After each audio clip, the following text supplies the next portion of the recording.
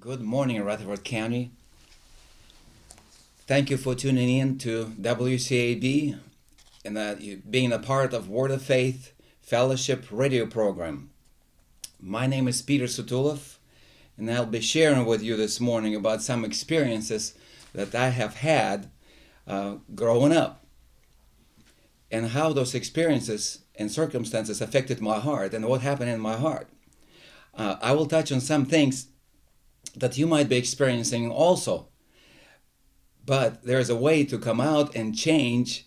And the good news today is that Jesus Christ is still saving us. Jesus Christ is still changing men's hearts today.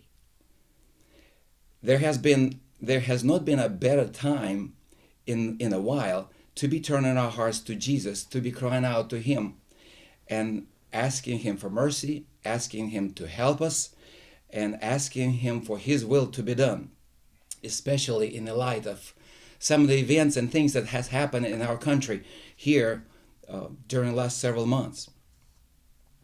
Basically, I will be sharing a couple of things. One thing is on the lack of love of God that I experienced growing up, because that system produced and generated everything except the love of God in your heart towards people.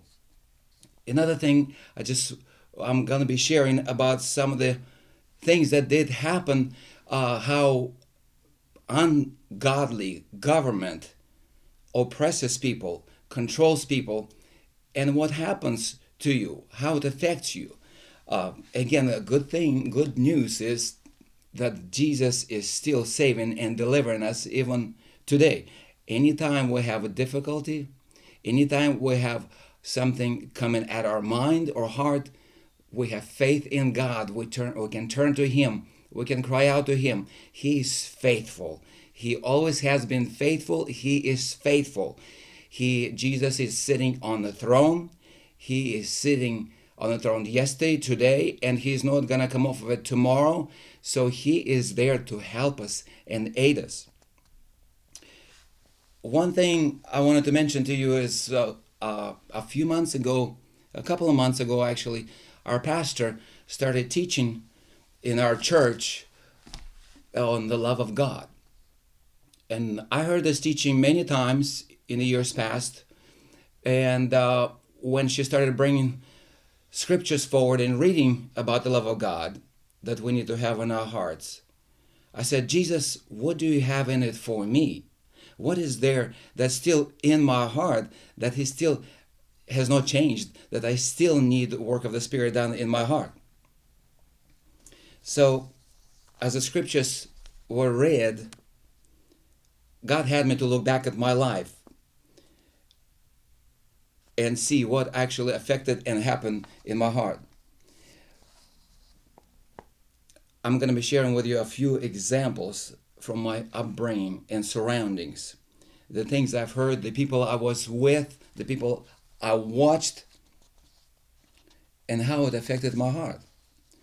A while ago, I shared with you my personal testimony on this radio program, but today I want to touch some of the things that I haven't even thought about even back then.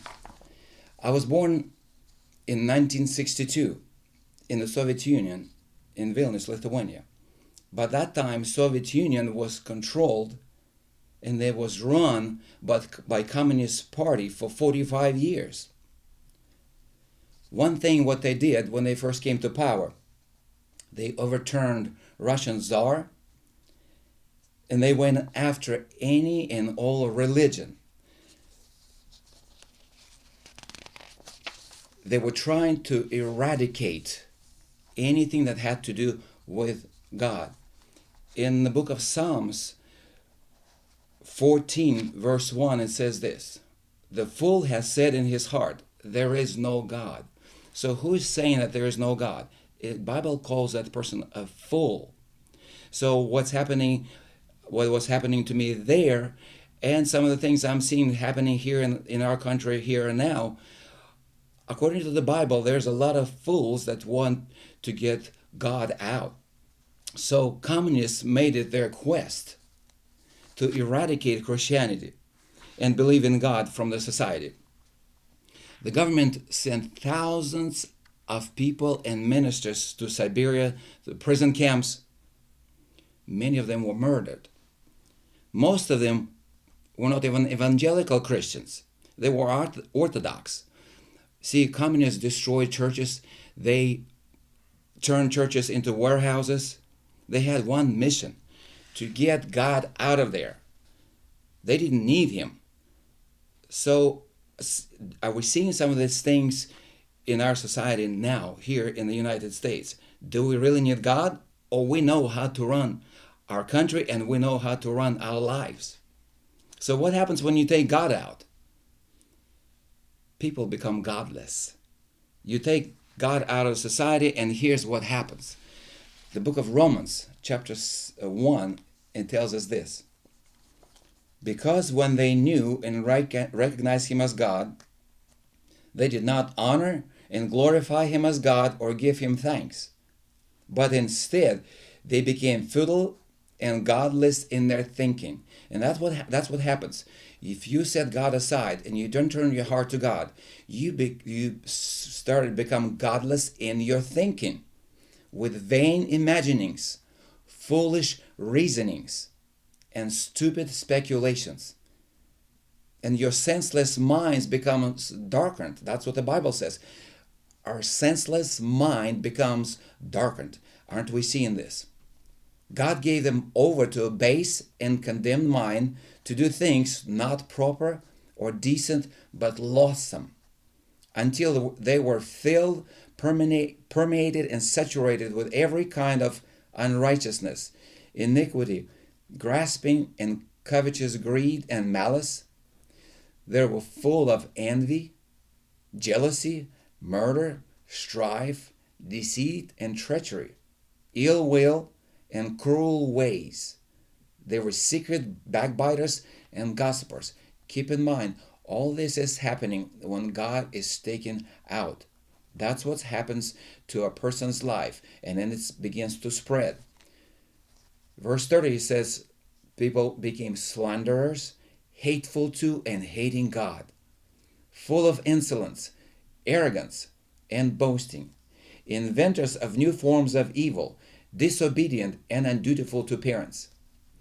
They were without understanding, conscienceless, and faithless, heartless, loveless, and merciless. It says loveless, no love; merciless, no mercy. So this is what happens to a human being. So when that preaching was going on in our church about the love of God, God told me, why don't you look back and see what actually happened in your heart and life? Is there anything else still in your heart that is still might be there and that you still need change? Although my life changed a lot since I came here, especially Word of Faith Fellowship, and God delivered me a lot, it's always work in progress. Jesus never stops working in our hearts, and I never want that work of the Spirit stop in my heart. So I said, Jesus, what do you have for me in this teaching? What do you have to tell me? What is there for me? I knew right away in my heart. It's like something dropped in my heart. God has something for me through this. So I knew growing up there was a lot of bad things happen in my heart, which were opposite of the love of God. I saw neighbors living the lifestyle that I would not wish for anybody. You see, when God was taken out of the society there, people didn't have any hope. They didn't have anything to turn to, be encouraged by. So what did they do?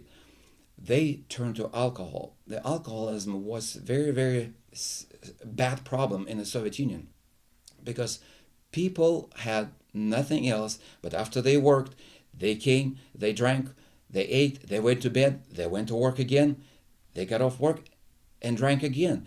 And that seems like what's happening just about every day. I watched it with my own eyes. I saw people railing at each other after they get drunk, fist fighting, rolling on the ground, fighting. Do you think when you watch things, something happens in your heart? Do you think it affects your heart? Yes, it does. Some of those things did affect my heart, and what I saw was not the love of God. The mean words that I heard affected my heart. The harshness that I've seen, the criticism, the judgment, it was just something that was getting into my heart. And I'll get back to this a little bit later and to show you how those things went in, but the delivering power of God, how it has delivered me and is still delivering me. And we'll touch on some things in a little bit. But I want to read the scripture out of Galatians chapter 5 about the plan of God for a human being. The qualities and the works and the characteristics that God's presence within us accomplishes, and that's what God wants us to have. So Galatians chapter 5 verse 22 says, "But the fruit of the Holy Spirit, the work which His presence within accomplishes, is love." That's the first thing that's mentioned. It's love, joy, gladness, peace, patience, an even temper, forbearance, kindness, goodness, benevolence, faithfulness, gentleness, meekness, humility, self-control, self-restraint, continence. First thing that is mentioned here is love. And when that preaching was going on in our church, I was turning my heart to God and saying, Jesus, show me what's in my heart. I'm going to read to you from John, 1 John chapter 1.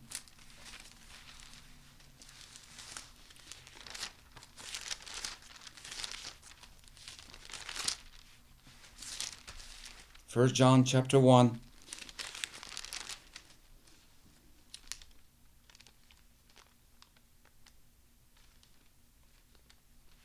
So 1 John chapter 4, starting in verse 7. Beloved, let us love one another, for love springs from God, and he who loves his fellow man is begotten, born of God, and is coming progressively to know and understand God, to perceive and recognize and get a better and clearer knowledge of Him. He who does not love has not been acquainted with God, does not and never did know Him, for God is love. God is love. That's His heart. So when we have Jesus in our hearts, Jesus Himself manifests that love through us towards people. And that's how people will know that there's something different about us. When people say all kinds of evil against us, the love of God flows out of our hearts, and people know there's something different about this person. So in this love, God was made manifest, displayed, where we are concerned in that God sent His Son, the only begotten and unique Son, into the world so that we might live through Him. So when we live through Jesus, what happens is the love of God is manifest in our hearts, in our lives. So Jesus, today, He is still in the process of changing people's hearts. So He does not stop. The process of changing my heart it's a process. It's not something that at one time experience that I experienced many years ago, and now I just go along, just go to church, go to work, just do my own thing, and I have mental assent or knowledge that yes, I know God, and that's all I need. No, that's not the plan of God. The plan of God is that God wants us to progressively come to know Him. The Bible is full of scriptures on transforming us from the kingdoms of darkness into kingdoms of the world, into the kingdoms of God's world. And so that's the purpose of God, to keep changing us until we go to see Jesus in person. It's not something that one time it happened and that's it. So we ask Jesus for forgiveness and He forgives us, and that's how we become a child of God. Bible tells us in 2 Corinthians chapter 3 verse 18, and all of us with unveiled face, we're constantly being transfigured into His very own image in ever increasing splendor and from one degree of glory to another. Also, Bible tells us to be more like Jesus, more like Him. The Bible is telling us about growing into a full stature of Jesus Christ. It tells us about maturing. It gives us a scripture on being transformed. That means we're a work in progress. Again, I'm going to keep referring back to the preaching on the love of God that was taking place in our church. In 1 Corinthians chapter 13, verse 4, it says, love endures long and is patient and it's kind. One thing that I could not get away from, these two words, patient and kind.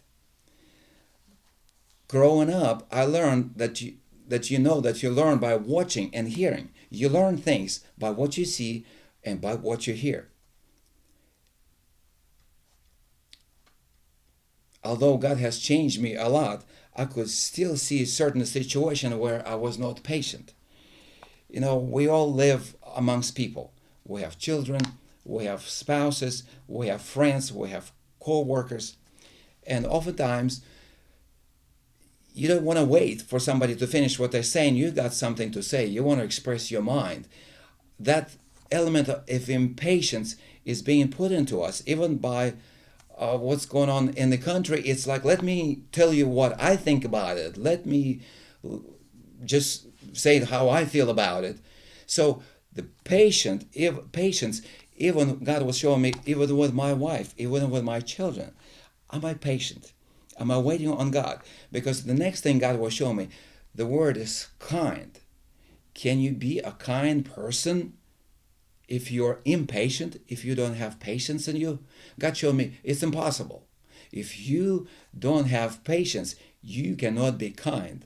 So patience and being kind goes together. The only way you can be kind when you are patient. So I was asking God, please change my heart, make me patient, make me more patient.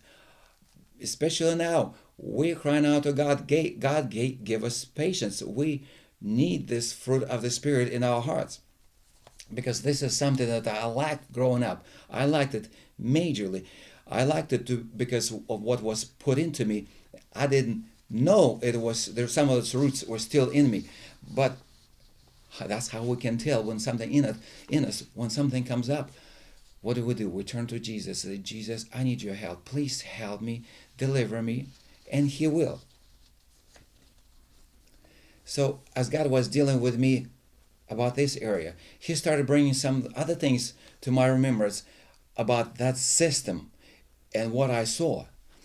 And He had me to start writing things down, just for the sake of not writing down, but is any of those elements are still in my heart and in my life that He wants to change, because I don't want to be the same person. I don't want to be having in my heart something that's ungodly, that doesn't belong to Him. And so one of the things I mentioned already, it's meanness, people being mean. It was just a life of people being mean. It was like a norm, being mean and harsh. The way people talk to each other, they were starting fights, they were putting each other down. I'm talking about not even the government, I'm talking about people talking, person talking to person. They were abusive. They were abusing people. They were fault-finding. They were scornful. They were condescending. They were arrogant. And keep in mind, these are the things that God brought to my attention. All of a sudden, it was like a flashback, and I saw how that society was and how it affected me. People were prideful. They were so prideful. If you didn't know something, or you were not, familiar with something, people thought you were stupid. Why didn't you know that? You should know that. So it sets certain expectation for you to perform to certain standards. And if you didn't meet that standard, then you were nothing, you were nobody. You were a stupid person. So how do you think it affects you? It affects your heart. It does something in your heart. It takes you right out of what God thinks about you as a child of God, having the gift of God and the purpose of God in your life. It puts you into that dark spot where the devil becomes to rule your life. People were put down. They were critical. They were judgmental.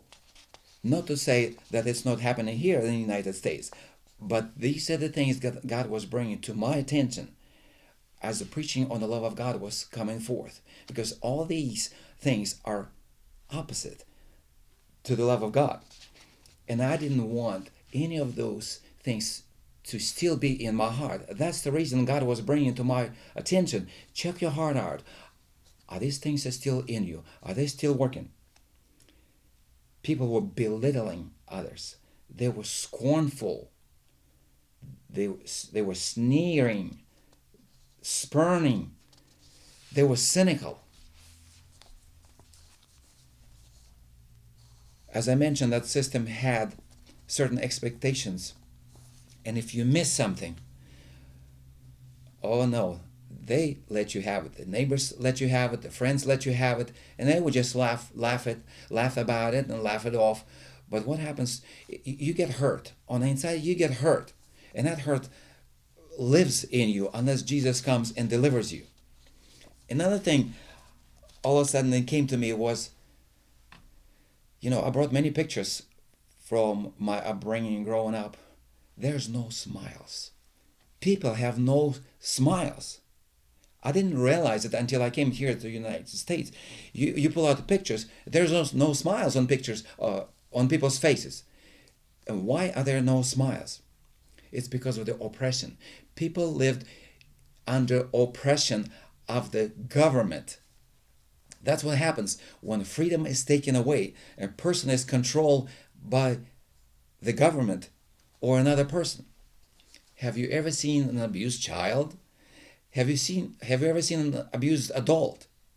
There are no smiles there because of the oppression. When the government takes your freedom, they dictate people what people can and cannot do, and it suffocates our spirit, man, that God put on the inside of us. Unless we know Jesus, and even under those circumstances, when we have a strong relationship with Jesus, He brings the joy and peace and life to us, regardless of the circumstances. But you see, growing up, I knew about Jesus. I didn't really have a personal relationship with Him.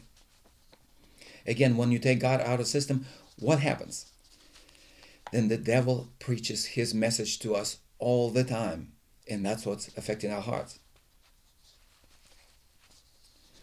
I learned that everything you expose yourself to will affect your heart. It will affect your life for the good or for the bad. If you watch movies, it affects you. It tells you to think about what you saw, what you heard. It puts a seed on the inside of you without telling you. It begins to form your personality and your thinking in accordance to what you saw, in accordance to what you heard. Here the left has used Hollywood, movie industry, education, media propaganda to influence people, and American people, to preach to them, to sway them, to accept and make the deeds of the devil normal. Things like adultery, fornication, running around, it became normal to them. Marrying men marrying men, women marrying women, has become normal to them. Being transgender has become normal to them. Being angry, people take pride in being angry. They say, "Oh, I got so mad," and they're taking pride in it. So what has become? What has happened? There are other things. Cursing has become normal, and list goes on and on. But let me tell you, none of these things are normal with God. None of these things are normal. None. The Word of God calls us sin. And what happens is when you see it, when you hear it, your heart becomes calloused. You become used to it. It doesn't bother you any longer. So what does it mean? It means your heart has been taken over and influenced by the devil, and we need deliverance. This is exactly the influence of the devil is playing on the people, and it's a part of his plan. So nothing impure is going to make it to heaven. That's why God was convicting my heart about things that did happen in my life in the past, and I don't want anything in my heart. You can be checking your heart as you're listening to this radio program. Are any of these things operating in your heart, or you feel feelings? Those feelings are not from God, and God can deliver you. Even today, even right now, as I'm sharing with you these things. If you don't have conviction about these things, ask God to give you those convictions, and He will. You see, our nation the United States was found on the Word of God, the basis of 10 Commandments, the Judeo-Christian values. And what had happened to it? What happens now? My friends, the Constitution in the United States have become meaningless, just like the Bible has become meaningless to many. We saw the darkness come to light amongst our leading politicians during the last several months.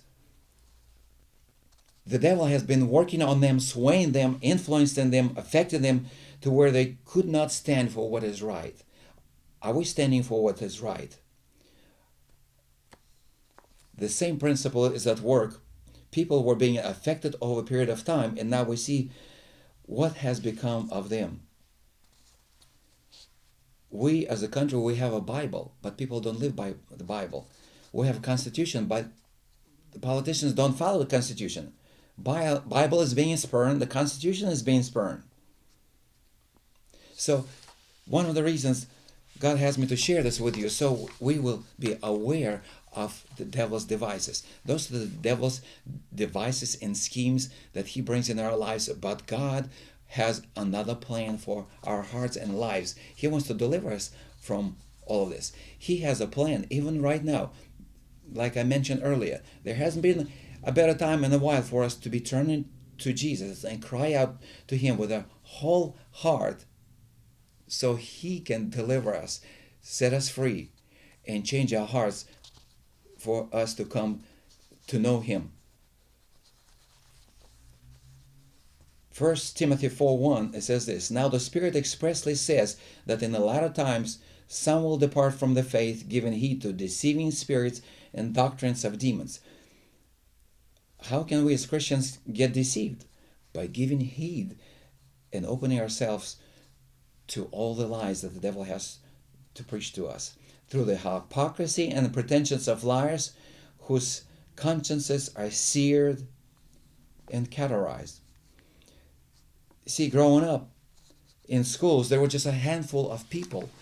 There was just two or three churches that I knew in my hometown, which is as large as the city of Charlotte. There was about 20 or 30 people in each church, and the persecutions were so heavy that if you were not a sincere Christian, you were not going to make it.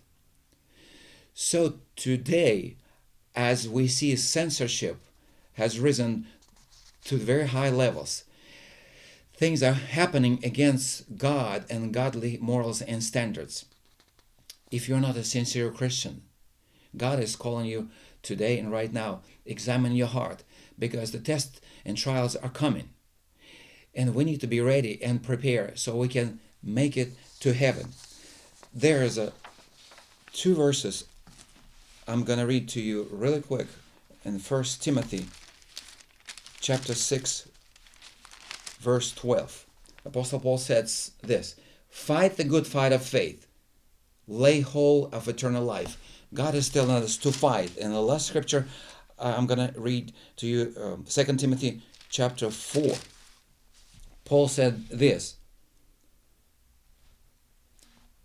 "I have fought the good, worthy, honorable, and noble fight. I have finished the race. I have kept the faith, firmly held the faith. God is calling us to fight and hold the faith. Stand strong in Jesus. Jesus is the one that saves us, and He will save us no matter what. Thank you for tuning in today to the Word of Faith radio program on WCAB. You can watch all our radio programs on www.wordoffaith.org. Have a blessed day. We love you.